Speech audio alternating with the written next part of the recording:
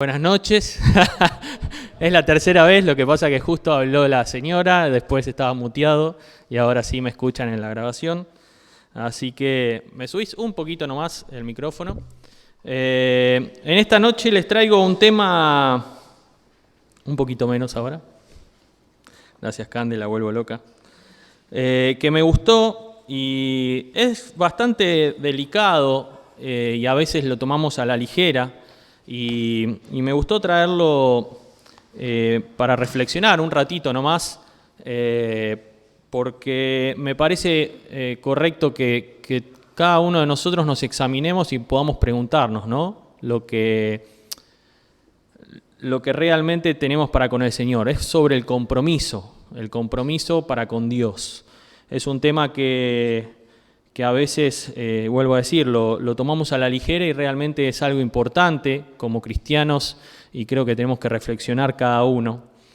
Pero me vino a la mente por algo muy superficial y mundano, ¿sí? Permítame el atrevimiento, pero un amigo mío, que no es cristiano, hace un tiempo atrás se separó y recién ahora me contó que hace como unos cuantos meses está en pareja con una persona que conoció en una aplicación, ¿sí?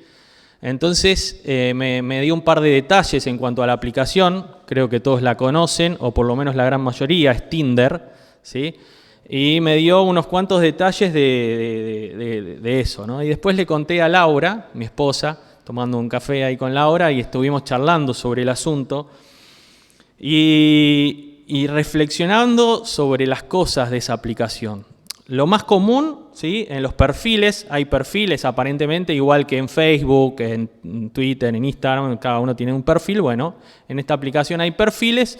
La aplicación es de buscar pareja, ¿no? Espero que después de este mensaje no estén buscando pareja ahí, sino todo lo contrario. Los chicos, está para eso también el campamento, ¿no? Además de aprender de la palabra. Bueno, pero el común denominador de esa aplicación, o por lo menos de las personas que están ahí, ¿sí? Es no tener ningún compromiso ni a corto ni a largo plazo, ¿sí? Ese es el común denominador de la gente que está inscripta en esa aplicación. La relación que buscan es justamente circunstancial, en su gran mayoría, llegando al límite de algunos perfiles, ¿sí? En especial de hombres, que aclaran, por ejemplo, que no pagan salidas, o sea, no pagan paseos, ¿sí? No pagan almuerzos, no pagan cenas, no pagan shopping, aclaran. Otros dicen que tienen auto, pero no pasan a buscar a la mujer, ¿sí? Aunque se rían, realmente aclaran estas cosas en los perfiles de esta aplicación. Y de alguna manera me trae a la mente cómo está la sociedad hoy, ¿no? Porque es un reflejo. Una aplicación no es la culpable, sino estas cosas muestran el reflejo de cómo está la sociedad hoy en día, ¿sí? Está buscando un placer del momento sin ningún tipo de compromiso, ¿sí? Es como que buscan, ya hemos hablado sobre este tema, pero buscan un beneficio, si se puede tomar como beneficio, ¿sí? Un placer del momento sin sacrificio, ¿sí? Y creo que hoy por hoy toda la sociedad está así. Pensar en tener un compañero o una compañera de la vida, no solamente para disfrutar, porque obviamente sí se disfruta de la compañera, pero sino también para ayudarla en la enfermedad, en los problemas, ¿sí? En resistir junto a las adversidades, como en los votos del casamiento. Eso ya prácticamente no existe, ¿no? ¿Para qué comprometerse? O mismo en un trabajo, lo vemos muy seguido, en especial en la juventud, pero lo estamos viendo en muchas personas, el tampoco comprometerse, ¿no? En cuanto me presionan un poco, lo dejamos, sin ni siquiera tener otro trabajo. Es muy loco eso. Cuando yo era joven, ya admito que no lo soy, el dejar un trabajo era sí o sí si ya tenías otro. Y hoy, lamentablemente, dejan un trabajo, están 6 meses sin hacer nada, consiguen otro, están 2, 3 meses, dejan de trabajar. Porque en cuanto, vuelvo a decir, los presionan, ¿sí? Y de alguna manera buscan o buscamos, porque también a veces nosotros caemos en eso, lo fácil, lo cómodo, lo que me gusta y nada más, ¿sí? Y me quedo con esa parte. Y a la hora de comprometernos, a la hora de dar ese pasito más, lo dejamos ahí, ¿sí? Ni hablar también con un horario. Al fin y al cabo, en síntesis, nos cuesta comprometernos, ¿sí? Y obviamente, esto que está en el mundo, y de alguna manera incitado por detrás por Satanás, llega a nuestras vidas, llega a la iglesia y llega, lo peor de todo, a nuestra relación con Dios. Y es donde tenemos que empezar a preocuparnos o ocuparnos en este asunto. Así que la pregunta que dejo es ¿hasta dónde nos comprometemos? ¿Cuál es el nivel de compromiso que tenemos para con Dios? Cada uno se lo tiene que preguntar a sí mismo, ¿no? Y empezar a evaluar. Entonces, de alguna manera, para desarrollar brevemente este tema, me pareció bien definir o encapsular en 3 tipos de compromiso que podemos comúnmente ver y entender un poquito, ¿no? El primero, el más común, y normalmente es el que suele pasar en actividades ultra, no sé, incentivadoras, por así llamarlo, como un campamento, como un picnic, como una reunión multitudinaria y demás, es el compromiso por emoción. Es el más común y es aquel que hacemos, el compromiso lo hacemos a la ligera, movido por las emociones, ¿sí? En oportunidades empezamos a sentir en nuestro corazón que debemos hacer algo sin medir o sin evaluar o sin programar o sin entender las consecuencias de ese compromiso, ¿sí? Y lo hacemos a la ligera y normalmente no podemos cumplirlo. Y eso encima nos trae un doble problema porque nos empezamos a alejar de la misma presencia de Dios, ¿sí? Porque fracasamos. Y eso es lo malo.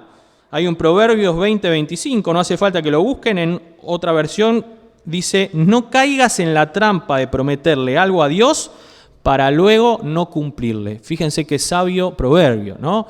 No caigamos en la trampa fácil de prometerle algo a Dios y después no podamos cumplir, porque estaríamos faltando a nuestra palabra para con Él.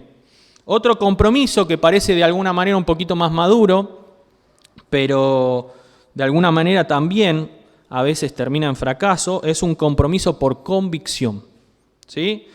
Se trata de un compromiso en el que realmente creemos en ese compromiso, pero a veces las circunstancias nos hacen dudar y retroceder. O sea, estamos convencidos de comprometernos con eso, pero el escenario que se presente en ese proceso del compromiso siempre nos hace retroceder, ¿sí? Nos afecta. En cuanto llega la prueba, nos afecta. Tenemos una fe genuina en Dios, creemos en su amor, creemos realmente que estamos convencidos de que hay que hacerlo, pero retrocedemos. Y es un compromiso por convicción. Y muchas veces terminamos echándole la culpa a Dios. Yo me pensaba comprometer, pero pasó esto por tu culpa y yo retrocedí, ¿sí? Nos dignamos a veces de esa expresión. De ese sentimiento para con Dios. Y el tercer y último es el compromiso por determinación, ¿sí? Se trata de las personas que se comprometen en forma real y aún en medio de las adversidades, con valor, con firmeza, ¿sí? Con oración, con decisión, ¿sí? Logran avanzar y comprometerse de verdad con el Señor. El ejemplo máximo, y sé que a veces el poner un ejemplo máximo nos hace alejarnos más porque ¿cómo podemos ser igual que quién? Que Jesucristo, ¿no? Pero está bueno porque si Él nos dejó el ejemplo, está bueno que intentemos llegar a ese ejemplo. Y el ejemplo máximo justamente de compromiso perfecto para con el Padre fue de Jesús. Él estaba comprometido con su propósito, aún sintiendo miedo, porque Él era 100% hombre también. Por lo que iba a acontecer, su determinación no se movió por sentimientos, ¿sí? En Mateo 26:39, se los leo yo, dice, yendo un poco adelante, se postró sobre su rostro, orando y diciendo, Padre mío, ¿sí? Lo conocemos todos, si es posible, pase de mí esta copa, pero no sea como yo quiero, sino como tú. Esto es Mateo 26:39. Fíjense que él tenía miedo, pero estaba comprometido con la causa, ¿sí? Y me pregunté, ¿qué sería de nosotros? ¿Vieron como el coro? ¿Sí? ¿Qué sería de nosotros si Jesús hubiera retrocedido? Si el compromiso de Jesús hubiera sido emocional, ¿sí? O con convicción también, sabía que era necesario, pero no tenía la determinación para hacerlo. Fíjense, por un segundo traten de pensar dónde estaríamos. Entonces, realmente para cumplir con Dios no debe depender de nuestra capacidad o recursos, que también es una excusa muchas veces, ¿sí? Sino de nuestro compromiso para con Él.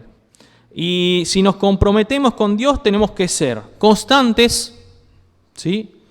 Constantes nos habla de algo ininterrumpido, de una manera continua, ¿sí? Tenemos que intentar ser constantes, algo que lamentablemente cada vez es más difícil por este escenario que está viviendo el mundo, ¿sí? Lo que les decía recién. Otro punto importante también, no desanimarnos fácilmente, ¿sí? No desanimarnos fácilmente.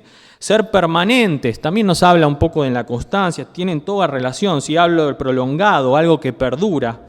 Lo contrario, a veces está bueno ver el antónimo, ¿sí? Lo contrario a fugaz. ¿Cuántos cristianos fugaces, o cristianos, pongo entre comillas, fugaces vimos? Que parecía que se llevaban el mundo por delante, ¿sí? Parecía que podían todo, y sin embargo, así como la estrella fugaz, que lamentablemente yo siempre las vi en las películas, nunca la vi en el cielo, pero sí que pasa y dura un instante, bueno, está lleno de cristianos justamente emocionales, con un compromiso emocional, y pasan, ¿sí? Y bueno, y determinante justamente como este punto. Así que el compromiso se ve en 3 lugares. La palabra es el primero, normalmente todos la tenemos, ¿sí? Y el Señor dice que nuestro sí sea sí, nuestro no sea no. Pero lamentablemente hoy las palabras se las llevan viento. Por eso también tiene que estar el compromiso en las actitudes y en las acciones. Creo que el otro día Marce leyó un pasaje que tiene que ver con este tema. No me voy a extender mucho más. En Romanos 12:1, ese sí lo podemos buscar, 1 y 2, que nos hablaba de los deberes cristianos, ¿sí? Que teníamos. Y no sé si se acuerdan que en varias oportunidades del mensaje repitió, pero si no se cumple lo primero, obviamente todo el resto, ¿sí? Como que es difícil de cumplir, ¿sí? Y justamente lo primero es lo que tiene que ver con nuestro compromiso para con el Señor. Romanos 12:1 y 2 dice: así que hermanos, os ruego por las misericordias de Dios que presentéis vuestros cuerpos en sacrificio vivo, santo, agradable a Dios, que es vuestro culto racional. No os conforméis a este siglo, sino transformaos por medio de la renovación de vuestro entendimiento, para que comprobéis cuál sea la buena voluntad de Dios, agradable y perfecta. Se las voy a leer en otra versión.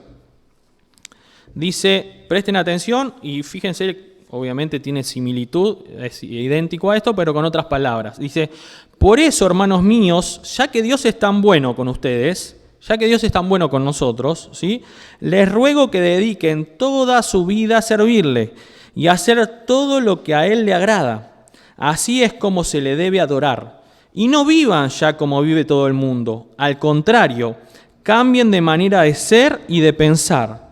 Así podrán saber qué es lo que Dios quiere, es decir, todo lo que es bueno, agradable y perfecto. ¿Sí? ¿Cuántas veces escuché decir no sé cuál es la voluntad de Dios? Bueno, para saber cuál es la voluntad de Dios, justamente tenemos que estar dándole la espalda al mundo, ¿sí? No vivan ya como vive todo el mundo, al contrario, ¿sí? Hay que cambiar la manera de ser y de pensar y podremos saber qué es lo que Dios quiere, qué es lo bueno, lo agradable y lo perfecto para nuestra vida.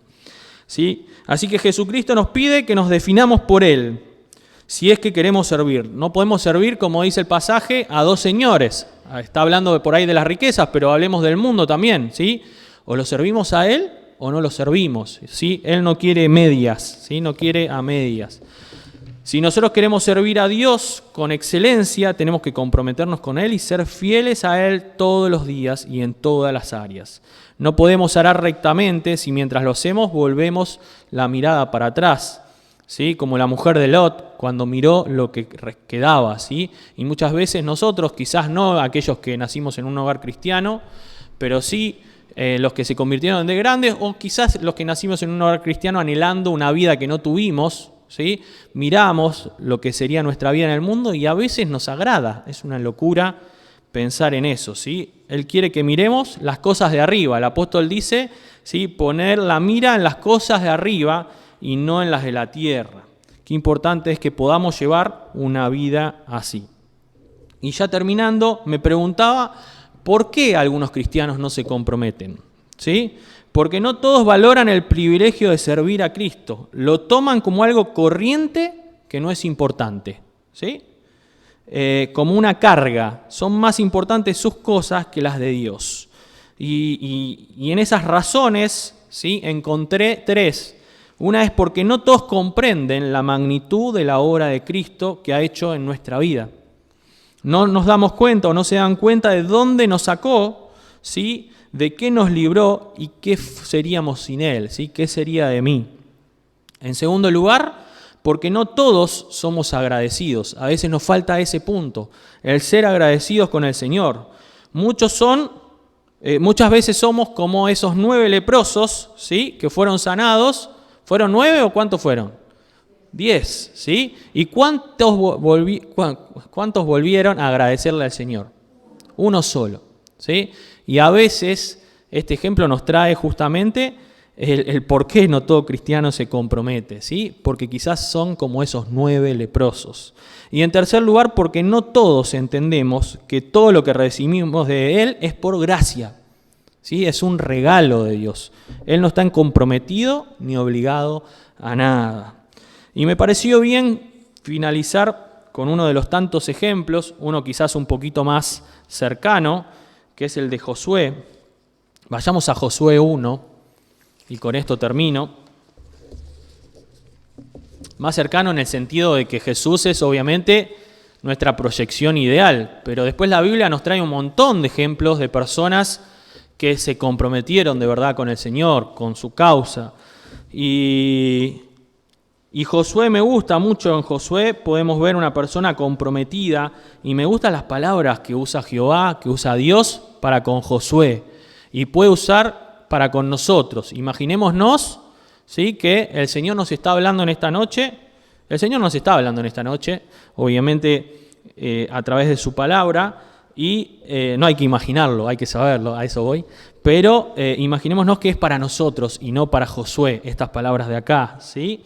Dice versículos 7, 8 y 9 del primer capítulo. Solamente esfuérzate y sé muy valiente para cuidar de hacer conforme a toda la ley que mi siervo Moisés te mandó, ¿sí? No te apartes de ella ni a diestra ni a siniestra para que seas prosperado en todas las cosas que emprendas. O sea, no nos apartemos de la palabra de Dios. Y fíjense que cada versículo termina con una promesa, ¿sí? Para que seas prosperado en todas las cosas que emprendas, no hay que apartarnos de la palabra de Dios. Dice el versículo 8, nunca se apartará de tu boca este libro de la ley, sino que de día y de noche meditarás en él para que guardes y hagas conforme a todo lo que está en él escrito. Así que tenemos que hacer las cosas que dice la palabra de Dios, ¿sí? Y dice, porque entonces harás prosperar tu camino y todo te saldrá bien. Y el último versículo dice, mira que te mando que te esfuerces y seas valiente. No temas ni desmayes, porque Jehová tu Dios estará contigo en donde quiera que vayas. Un compromiso con Dios nos da las fuerzas, ¿sí? Para continuar. No son nuestras propias fuerzas, no es que un compromiso depende de nosotros, ¿sí? Depende de que nuestro compromiso lo pongamos en Dios, que lo pongamos en nuestro Señor y Salvador, el Señor Jesucristo, y eso nos va a dar fuerzas para dar testimonio y para poder comprometernos con Él. Un compromiso con Dios nos hace rechazar todo tipo de pecado. ¿Caemos fácil? ¿Constantemente estamos cayendo en pecado? Quizás no estamos comprometidos con Dios. Un compromiso con Dios justamente nos da la victoria, ¿sí? Nos da la victoria. Y por último, un compromiso con Dios nos da la seguridad de su presencia. Como decía ahí, dice, porque Jehová tu Dios estará contigo en donde quiera que vayas. Hermanos, jóvenes, niños, adolescentes, los que estamos acá y los que están allá en Zoom, ¿sí? Qué importante es que podamos llevar una vida de compromiso con Dios. Que el Señor nos bendiga.